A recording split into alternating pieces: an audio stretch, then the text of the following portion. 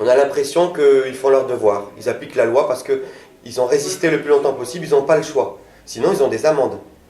Ils ont des amendes. Et même nous, on connaît la loi. On peut attaquer les maires qui n'ont pas de terrain. On l'a fait déjà. Et on gagne. Et il y a une jurisprudence même qui s'est faite. Et donc, ils le font progressivement.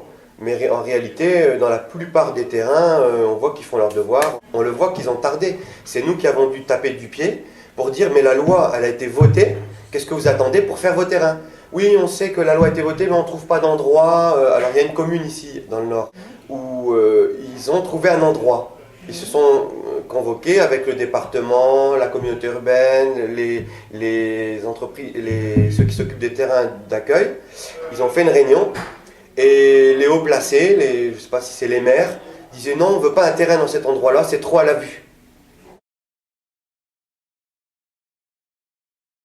On est une population qui est en marge de la société française par rapport à son mode de vie. Et tout ce qui est différent dans toutes les sociétés, on n'est bien souvent pas accepté. Parce que c'est l'inconnu, parce que c'est la différence et tout ça. On a énormément besoin de garder la liberté d'aller et de venir. Parce que c'est la base des gens du voyage. Si on leur retire leur liberté, on annihilie carrément leur culture.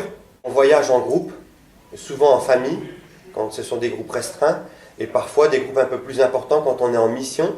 Bien souvent c'est l'été. Généralement, ce qu'on faisait, c'est qu'on contactait les maires des communes dans lesquelles on voulait s'installer.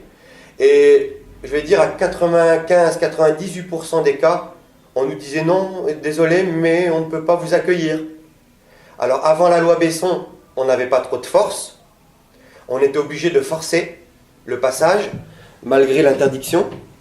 Et comme il n'y avait pas de loi, on nous laissait.